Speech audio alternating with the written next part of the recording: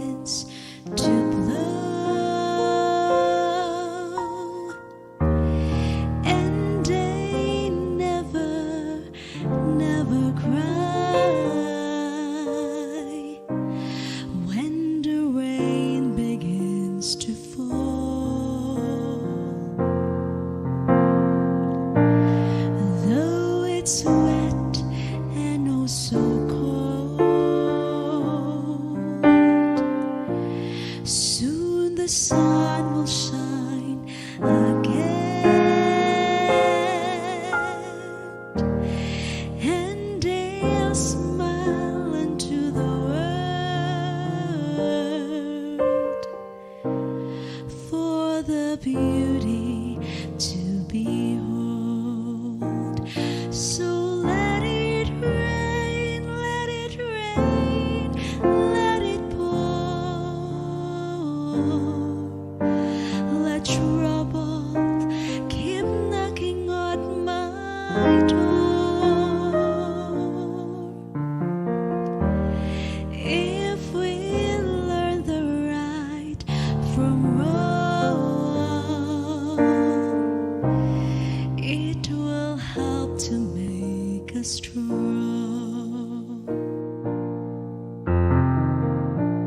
So when the clouds begin to gather, and that old wind begins to blow, little flowers, don't complain, though they're tossing to and fro.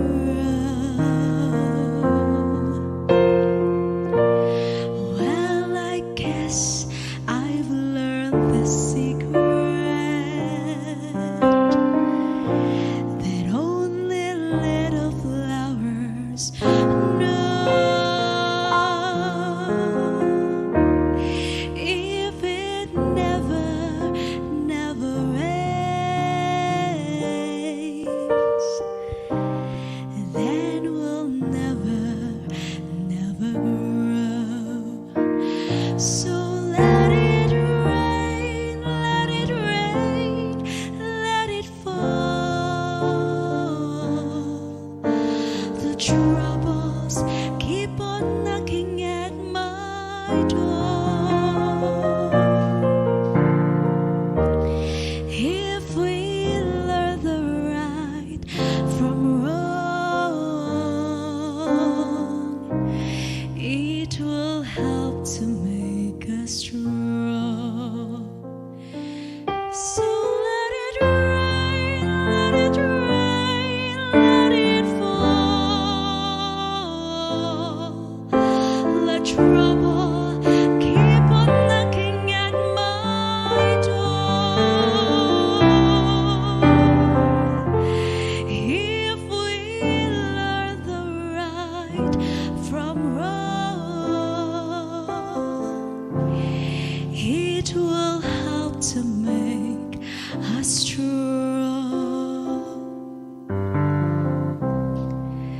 Little flowers never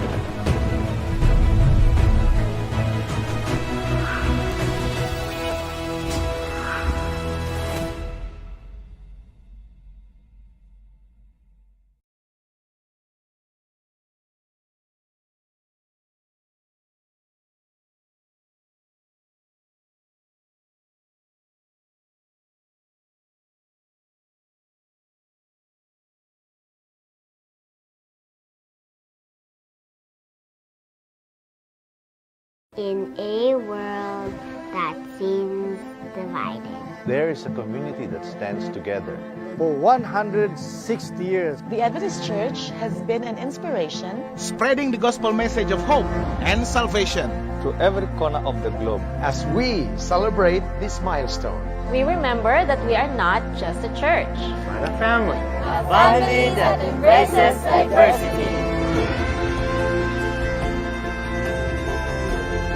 And we do this together, As one body, united in faith. United in purpose. You We are chosen for mission.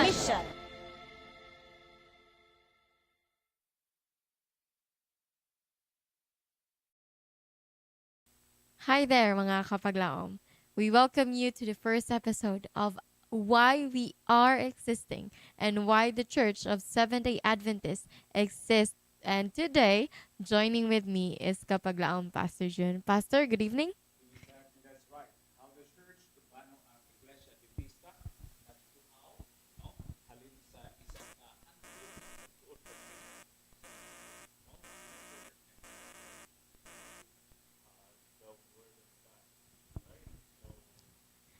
Yes, as we go along mga kapaglaom, we will surely learn a lot why we exist as a church. And welcome, kapaglaom customer.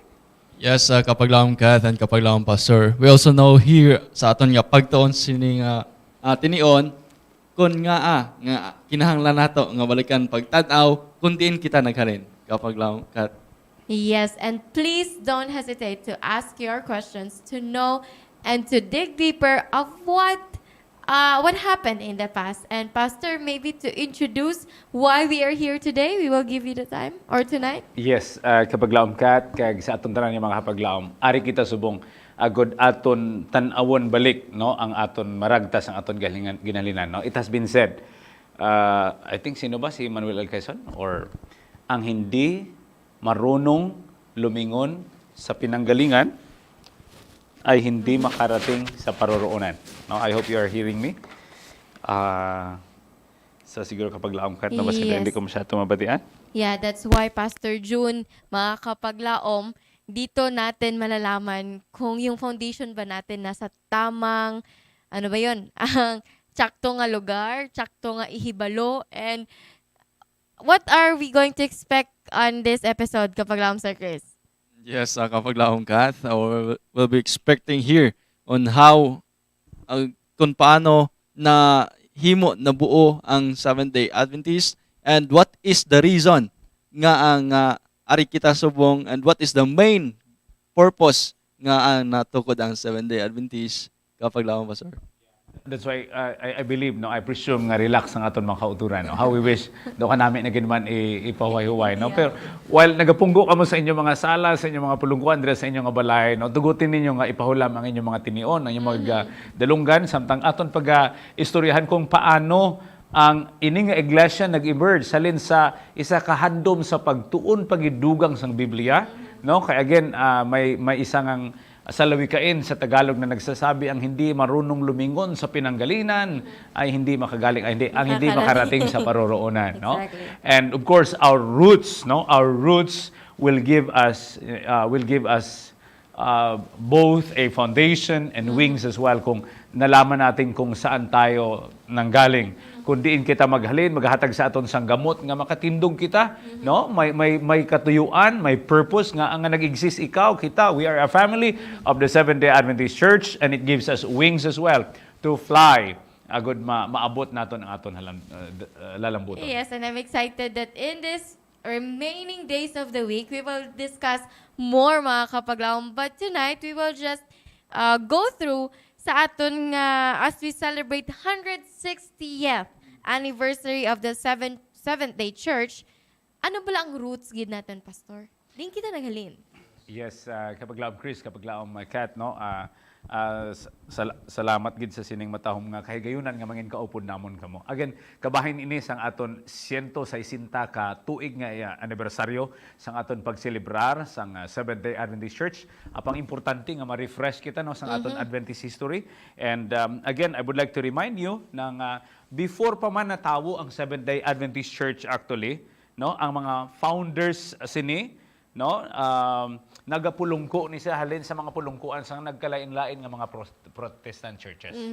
So in other words, wala pa man ang Seventh-day Adventist Church pero ining mga miyembro nga ang iban sa ila mga farmers, ang iban sa ila mga lawyers, mga magtutudlo, and a few nga mga involved na sa pastoral ministry.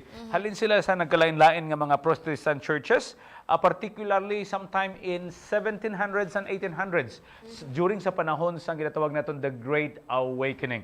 Masin naton a Great Awakening, amo nang panahon nga ang mga tao nakatalupangod nga hindi lang sila magsalig sa mga clergy, sa mga pari para sa pagtuon sa Biblia, but they themselves, no, sila mismo ang nagkaput sa Biblia, nag-abri sa Biblia, nagtuon sa Biblia.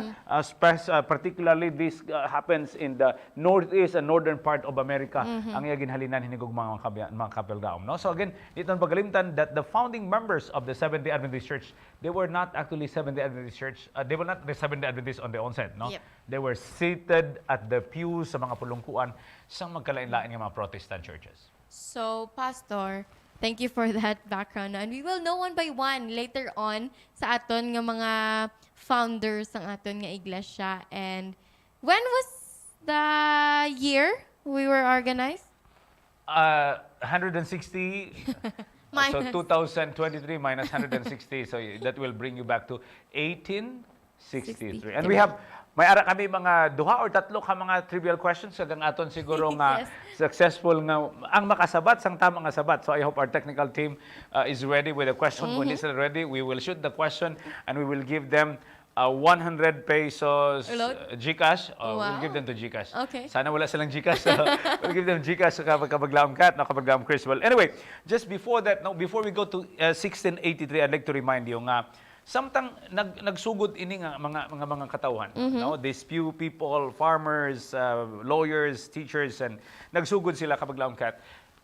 Nagtuon sila sa Biblia, amo na sila naton paano nag-emerge ang ini nga iglesia halin sa isa kahandom sa pagtuon sa Biblia into this worldwide movement nga wala lang nag-exist for nothing. Sabi nimo kon ano ang mga prominent ang isa ka mga doktrina nga nagtuhaw gid is the importance of the biblical seventh-day Sabbath. Okay? The biblical seventh-day Sabbath, and in particular also the second advent or the second coming of Jesus Kabaglaom Christ, no? Although later on i-mention ko sa inyo ano pagid ang iban nga nagbutang sa limelight ang mga doctrines nga gin-embrace sini nga mga grupo until eventually Kabaglaom Kat, no? Ini nga mga katawhan coming from lain-lain nga mga Protestant churches, they gather together.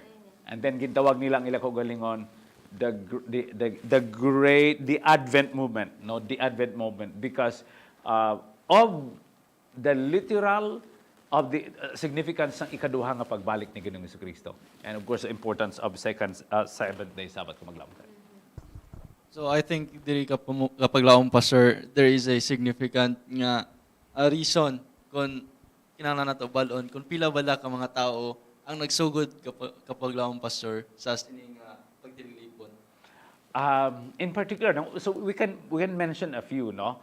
Pero ang ginsugdan gid sang wala pa man ang Adventist na organize ang Seventh-day Adventist Church. Ang groundwork nagsugod sa gitawag naton sa grupo nga tawag naton Millerite movement. Ang leader amo si William Miller, no? Si William Miller nga isa siya ka veteran soldier, isa man siya ka mangunguma, and then he turned out to be a preacher who believes, no, especially in the second coming of Jesus, no? Kag iya gintunan deeper, gintunan niya ang propesiya, gintunan niya ang propesiya sa libro sang Daniel kag Revelation ng mga kabyanan, until eventually nag-conclude siya that Jesus Christ will come. Jesus Christ is coming. Literally, Jesus Christ is coming. And so nag-abot siya sa pagtuon sa Daniel Kapitulo 8, Daniel Kapitulo 9, gintunan niya ang 2,300 kaadlaw nga mga propesiya.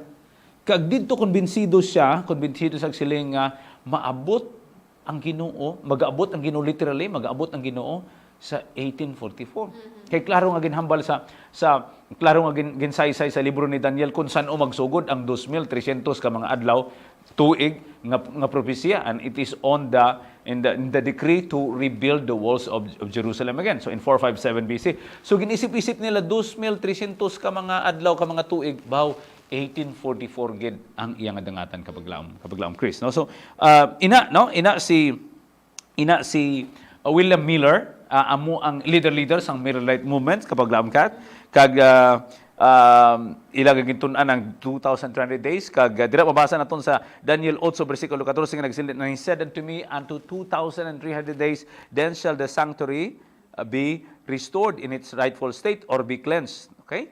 So si William Miller nagapati nga ini amo ang patod nga tuig nga magbalik ang Ginoo. Pero ang October 22, 1844, hindi si William Miller ang specific gid nga October 22, hindi si William Miller. So kapag laom GM, siguro ang una na to niya trivia question is this. Kay hindi man si William Miller ang nagpatod nga October 22, 1844.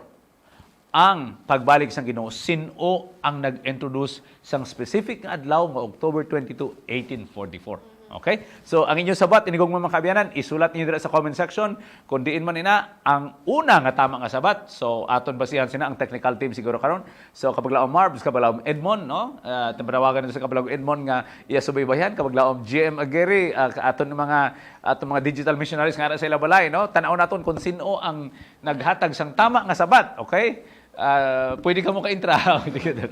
Okay. So, that is it kapag laom, no? And however, literally, ang pag-abot sang Ginoo, literal nga pagbalik sang Ginoo, actually wala natabo sang October 22, 1844. May significant event nga natabo sang October 22, 1844. Of course, ready na to sila.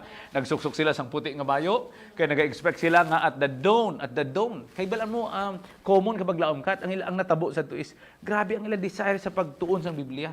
Gusto sila sang authentic nga paglakat upod sa Ginoo. And usually may mga camp meetings. May mga tulda nga ginahimo. And people kay uhaw sila sa pagtuon, uhaw sila sa pagpamati, and gaka-amaze sila sa mga revelation sa Ginoo sa propesiya. And so they are really convicted. Especially ang Great Awakening actually is going on kapag laom kat. So thank you for that, Pastor, no? And we have here answer to the question you have given from Paul Jade Magbanwa. Siling niya si Samuel Snow. Oh, tala exempted si Paul Jade ba, no? So, Paul Jade got the correct answer, no? It was Samuel Snow actually kapag laom kat, kapag laom Crest, no? Sometimes nagahimo sila sang isa ka camp meetings, no? One of the camp meetings nga nag-abot si Samuel Snow, nagsakay sa kabayo, naka-eskwela siya sang SD history ginman si Pastor Paul Jade, no? Ang aton nga partner dira sa Gimaras, no? So nagsakay siya kapag laom sa kabayo. Kag pag-abot niya dito, nagsiling siya nga gin-reveal sa Ginoo sa akon nga maabot siya sa October 22, 1844. Kag amo tong ilagin embrace. So actually ang great disappointment nga nangin kabangdanan sang great disappointment, no, nangin disappointment. And of course, si Hiram Edson dito siya sa tunga sa kamaisan, he saw kay ato na baluan, and we believe that that was the end of the cleansing of the sanctuary. The high priests, no, as dira sa sanctuaryo sang Dios, nagsulod na sa pinakalabing balaan nga hulot, and we are just waiting nga pagwa sang labaw nga saserdote ang ato ni Ginoong Jesucristo halin sa Holy of Holies. He will now perform the executive judgment. So ato nakit-an subong, dira na maghalin, no, ina nga mga punto actually naka-experience sang mapait, makahuluya nga experience ang mga sadtuanay, mga Millerite movement. And eventually, from that small group and from that disappointed group, they started to gain strength naman, and they started to study the Bible. They study the Bible, they seek. Siling niya, tama ang ila date period. Tama ang ila pagdumdum sa dates.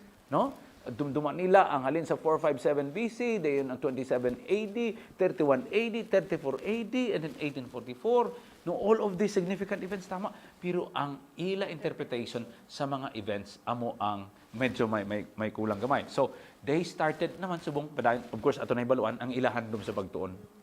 Sige gyapon sila tuon. Of course ang iban sa ila may nagkala-diskuryo man. No, may nagkala-diskuryo man. But again, ang Ginoo may iya gid siya nga mga katawhan.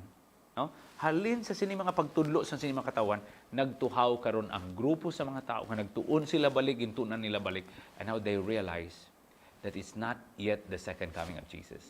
No? But what was that? That was the time that Jesus entered into the Holy of Holies. No? And gamay na lang, lipot na lang atong panahon. Lipot na lang tiyan. So, I'm giving back to you the time before we will proceed sa atong discussion. Thank you for that, Pastor. No, that Ay, was... dapat tani, wala na itong gin-announce ang tama. No? Pero wala Sorry. natin. Hindi sila mag-contact sa pag-share. Yeah. Sorry. So, we have another question naman, di ba, Pastor? Yes, Pero, yes, yes. nakakapaglaom, doon po muna tayo magsa-stop. I don't know if Pastor has something to say pa later on. Kasi, yung 1844, yun yung time na great disappointment na kapaglaom, Sir Chris. And everyone was devastated. Everyone felt ashamed. And parang... Pero doon din nag-start at the same time, yung sabi nga ni Pastor, ang pag-start na nila na mag-seek talaga, what is really the truth? What is ano ba talaga yung totoong mangyayari? So there exist some other believers who will come into a cross to our history na. So dito na, Pastor, mapapasok yung ating Adventist history. Ngayon, kapag Sir Chris, anything to add before we'll give the time to Pastor? Upon not reading the scripture, I think there is a scripture na sa itong mga panahon. Then somehow, may isa nga si Samuel Snow that proclaiming he saw the vision. And that, so kahit manggit sa scripture, bangod, walay nakabalo sa pagbalik ni Ginoong Jesus. And the thing... Amo nang pinakapunto nga nag-encourage sa ila. Ay, tama gali, no? Nasulat actually sa Mark 13:31 and 32. No one knows actually. No one knows. Yes, yes. And the thing is, upod sila, nagtuon, ara man sila nagpadasig sa mutag isa. But the thing is, nag-abot ang consequence, nga damo ang nadiskoryo, kag nag-separate. And amo na, kinahanglan nato, i-look back ang history para dili kita matalang sa aton nga pagpanglakatan. That's right. Thank you. Ang nakanami lang, kay, nagpadayon sila sa pagtuon. No? Na, sa But aton some were not able to do. Some, no? Ang iban. Ang maayo lang gid naton nga matunan is that kung may mga disappointment gid man, kung may mga kapalpakan gid man sa aton kabuhi, kung madasma gid man kita, dapat padayon lang gid, no? Padayon lang gid kita. Even if inside in our church, Yeah, Pastor, when we yeah. experience discouragement and Yeah. disappointments, hindi na natin Kay ginaalaw kon kisa, no? Ginaalaw sang Ginoo kon kisa para gihapon sa aton kaayuhan. Para gihapon nga ma-purge ka at the end of the day ma-exalt gihapon ang ngalan sa Ginoo, no? So that is what had happened. Then padayon sila sa pagtuon. They study until around 15 years. Now approximately mga 15 years ang sadtuan ay mga male rights movements, no? Nagsugod na sila sa paghimo sa mga Bible conferences naman, no? They established formal groups, then mga Bible study groups kag gintun-an nila ang mga doktrina sa Biblia. Kag may apat nga mga masummarize naton sa apat ka mga doktrina nga daw gintagaan nila gid sang emphasis, no? Amo nang una ang second coming, no? Second coming of Christ, and then sunod the Sabbath, sunod ang sanctuary, no? In the heavenly sanctuary, and ang state of the dead. Yeah, state of the dead. Kaya muna ang particular nga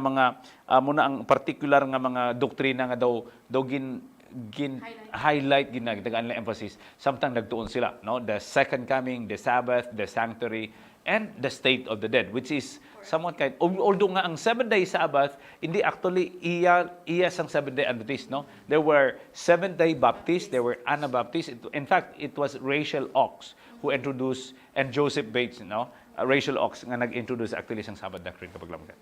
Wow. And this still the doctrines that we, Seventh-day Adventists, are unique kay amuning mga doktrina nga wala sa iban. Pastor, am I right? Yeah. Yeah, okay. Anything to add? Ang kaning nga doctrine, especially kaning 4S, nga the Sabbath, the sanctuary, the state of the dead, and the other one, second coming. It is actually the crucial nga doctrine which is twisted sa iban nga mga part nga mga denomination, and actually amo gid ni ang part kun atong patun-an balik liwat makakita ta sang pundasyon nga lig-on nga pundasyon nga kita magapadayon man kapag lamkat. That's right. No, okay. Exactly right. Ang sanctuary is actually just like the sanctuary is at the center. It is the hub. Kung sa bike na bala, amo nang hub, tanan nga mga radios and other doctrines actually Yeah, it's are really connected. is connected to that. Ara ang second coming, ara ang sigpunat sa Sabbath, commandment, and state Everything of is in there. Oo. So, and kay after all, ang sanctuaryo, nakasentro man gid gihapon kay Ginoong Jesucristo. Yeah, and I believe, Pastor, we are the only denomination that keeps the sanctuary doctrine. Yeah, we are the one advocating, really is teaching the sanctuary doctrine, no? And it's very important hinigog mga kapaglaom, no? Nga dapat aton ina maintindihan. Now, importante man, no? Samtang gin-organize na mga kapaglaom, no? Di naton pagalimtan that this group of men, and by the way, many of them kalabanan damo sa ila kapaglaom kat mga pamatanon pa. Like si James White, Ellen White, kaya hindi pa ni sila gali, Ellen Harmon, James White, and John Evans Andrews. So siguro si Joseph Bates, amo ni mga medyo may edad-edad na sa ila, no? He was actually a seafarer, and then may expertise siya sa may man siya nga preacher, may expertise siya on heavenly bodies. Di naton pagalimtan that this movement actually nagpadayon, they were guided, no, by a young woman by the name of Ellen G. White, nga gingamit siyang Ginoo. Pero actually kapaglaom Chris, no, lest we forget. Actually, before Mrs. White, no, I hope I could remember it. There was two men, I think William Foy and John Foss. That were chosen. Oh, they were chosen. William Foy, I hope I remember it right, no? William Foy and John Foss. Sila ni ang unang gintagaan sang Revelation. Sila ang gitagaatagan una sang Ellen White. Before Ellen White, no? So again, kung hindi natong pagdawatan, God will call somebody else. And the less likely one, okay, nung isa nga daw, siyempre, si babae, Disabled pag ito siya that time. Oo, may sakit pagid siya. And halin sila sa grupo sa mga disappointed. Yes. Amo to ang nag-discourage man kay William Foy and kay William Foy and John Foss, no, I hope I remember it right, no? But anyway, amo nang discourage sa ila kay sino pa magpati sa aton man? Sino pa magpati sa aton nga mga bag-o lang ta naghalin sa disappointment, no? But hindi tan pagkalimtan, no, as we are about to move into the highlight nga hinugong mga kapaglaom, no? Aton gina-recognize naton gid si gina-recognize, although Mrs. White is not the only founder among the pioneers of our Seventh-day Adventist Church, but he is actually the one na gingamit sa Ginoo nga ang gitawag naton ang Espiritu sang tagna, no?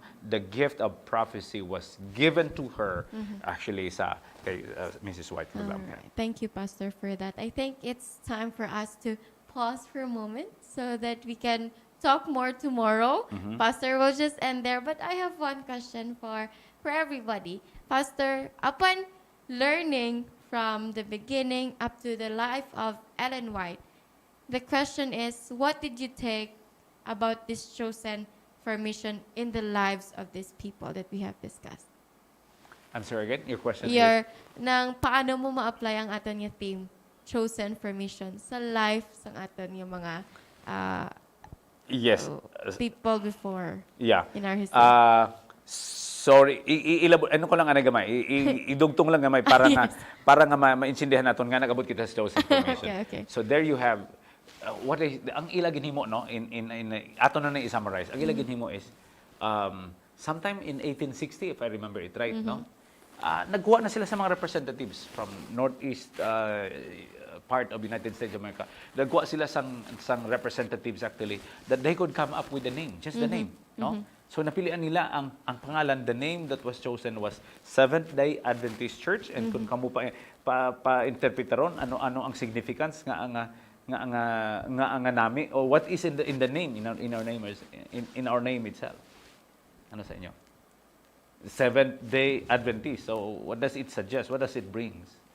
It is bringing out the highlight of the Adventist, yung belief ng Adventist na yung Sabbath and yung Advent, the waiting, those who wait, those who wait on the second coming. Yeah, so we are the people who waits nga nagahulat si kaduang pagbalik sa Ginoo, who keep the Sabbath. We keep the Sabbath while waiting for the second coming of Jesus, no? And so until eventually in May 1863 they started the constituency meeting, no? And they started to organize the General Conference of the Seventh-day Adventist Church. And siguro ipamangkot naton, no?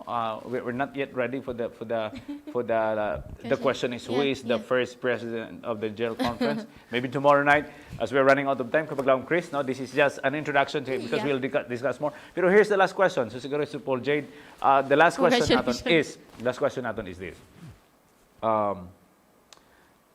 Anong ang specific nga bulan, adlaw, kag tuig nga na-organize gid ang Seventh-day Adventist? Okay? Na-organize gid. So, ang ila ginhimo dito, nagtipon sila, nagpatawag sila sang tawag naton General Conference Session or the constituency meeting naton. Ano ang tinutuyo? Nagtuon sila sang Biblia, kag narealisar nila nga hindi enough nga magtuon lang ta sa Biblia, sa propesiya, kinahanglan naton ni kag aton isugid sa iban. So ang pinakatinutuyo kon nga ang Seventh-day Adventist Church ginorganisar nga ang pwede man to nga hindi lang sila mag-organize, pero nga ginorganize to a good nga ma-organisar man ang ini nga movement sa pagdala sang mensahe. Ginpili ini nga nga movement, ini nga pangalan for its purpose of bringing the mission to all ends of the world in the context of the three angels message. So the answer to the question is yes, this was organized. The church, ang aton iglesia, Seventh-day Adventist Church, ginorganisar sa tinutuyo sa misyon. Ang tinutuyo, amo ang pagdala sa mensahe sa mga balita sa bilog ng kalibutan. Praise the Lord for that, Pastor. And while we are waiting for the answer to the question you have given to our kapaglaoms, we would like to thank you for listening to the short history for the first attempt of telling the history of Adventism, mga kapaglaom. Thank you for joining us, Sir Yanyan Isulan, Cresmer Ronvic, and kapaglaom Ma'am Juicy Herrera, Gemma Rondina, Ma'am Miria Balintungog, kapaglaom Anang Angeli, hi, welcome, and happy midweek, and kapaglaom Jasmine Alcazaren, kapaglaom Biljan, kapaglaom Lira de la Cruz, and kapaglaom Ronvic has an answer. I don't know if it is the correct answer. Okay. So, kapaglaon Ronvic, we will wait, no, if there are other options. Well, anyway, mga kapaglaom, kapaglaom kat, no, aton padayunon kadali, and then we will move to the history of in the Philippines. We wish that we could have, we will have Pastor James Rubrico if we can have him tomorrow, no? Bilang isa sa mga historians naton, isa nga He wrote a book. Yeah, Dawn of Hope in Panay, no? And then in the Philippines and in Panay, no? So we hope to have him also and some of our friends. And of course, kapaglaom kat daw, kapaglaom Jerry, si Tats Longno, 1863, ang tuig, tama si Tats Jerry, no? Kapaglaom Jerry Longno, 1863, tama ang tuig, no? Pero ang adlaw, no, siguro lato-lato naton kon may ara pagid, no, may ara pagid kapaglaom kat. Yes, Pastor. And while we're waiting for them, mga kapaglaom, ano yung na-feel nga 160 years na nga nag-exist ang aton nga church, and from a small company up to worldwide na nga pag-reach out, mga kapaglaom, and our family is getting bigger and bigger, and di ba kanami kapaglaom Cresmer that we are part of this big family? Are you happy? Yes, actually, I am happy, and since then, 6 years nga Adventist ko. But the thing is, I am happy nga amo na kalawig ang Seventh-day Adventist, and then they started from a small group until naglawig until 22 point something million mga members, part of the family. Although, i-compare natin sa almost 8 billion ng mga tao sa kalibutan, We 20 still million, have a lot. we still have a lot, no? Pero ang the best ngayon mo natin, gamitin natin sa buong isang media. No? Kabisan nagkakatulog kita, can bring the good news. Anyway, kapaglaom kat, siguro we're running out of time. Ato na i-reveal, no? Reveal na this. Kapaglaom Paul Jade, ipadala ng imo GCash number, we will send you our 100 pesos nga gift sa imo. Kag aton man i-reveal, no? Kapaglaom kat, wala na ba sang sabat dira? No, we only have Kapaglaom tats. yan Isulan, May 21, 1863. May 21, 1863. O sige na. Ato na i-reveal Ang tama nga sabat is May 21, 1863, pero mas nauna si Kapaglaom Ronvic. Amo nang reason nga ginulat-ulat nato ni because Kapaglaom sa palaabuton nga Domingo aton gid ginapangabay ang aton mga iglesia. Ang aton mga iglesia or before sa aton mga iglesia aton ginapangabay nga may ara kita frame, no? May ara kita frame. Nga nagapakita, this is the frame that will signify na aton logo chosen for mission aton makita dira nga magpakita sa bilog ng kalibutan that we are celebrating our 160 years celebration of preaching of good news and the second coming of Jesus diri sa bilog ng kalibutan. Kag sa May 21, 1863 or May 21, 2023, gina-encourage nato ng mga iglesia to celebrate that 160th anniversary celebration with a community outreach, with a mission, no? With a mission. So, hindi itong pagkalimtan. This Sabbath, prepare ang Southern Asia Pacific Division na sermon. Pwede na ito ma-download. Ask your pastors. We have sent already the link to them. No? And also at the same time, hopefully masugudan natong Kapaglaom Kat ang aton nga photo booth sa Idalom, and we have free literature to give, and we hope that we can during our ADCO meeting tomorrow mapaaprubahan natin kung makahimo kita sang simple lang outreach activity to celebrate the 160th years of Adventism in the whole world. Wow, talagsa lang ni Pastor nga celebration. So let's although nga medyo short notice abi ni siya, medyo short notice ni siya, but hopefully next year mapreparahan naton so we will be prepared for this Kapaglaom Kat. Exactly. Thank you mga Kapaglaom, and we will just cut in there and we will tell you hopefully tomorrow the history of the coming of Adventism into the Philippines. Right, Pastor? And that's right. Any parting words, Sir Kapaglaom, tonight as we say our good nights? Sir Chris? Yes, mga Kapaglaom, just keep in tune sa aton nga program kag ato pagyud nga mabalaan including sa Philippines history, sa Adventism, and especially sa aton diri sa Western Visayas. Amen. Padayon ta mga Kapaglaom. Yeah, because it's very interesting. In Western Visayas, ang Iloilo actually is has a very significant part sa Adventism diri, no? Diri sa bilog. Because this is where the first Adventist Academy in the Philippines, no? And even the plan of having Mountain View College was also established in here, no? So we hope that you can contact Pastor James, no? And of course we will dig deeper and study deeper about that. My takeaways today is Kapaglaom Kat, Kapaglaom sa mga Kapaglaom, no?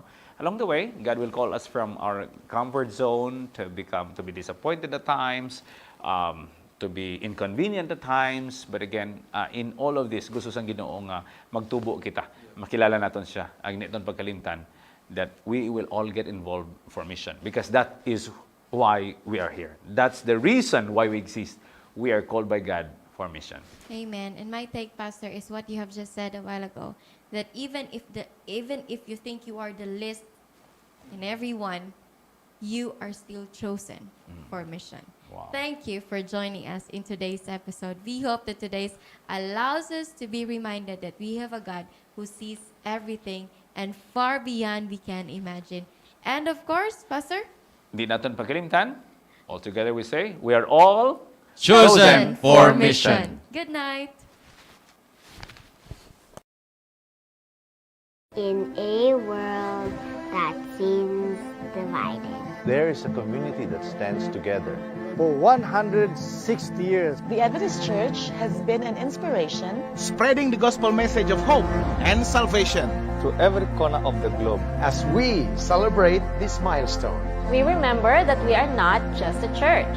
but a family. A family that embraces diversity. And we do this together, As one body, united in faith. United in purpose. I You We are chosen for mission.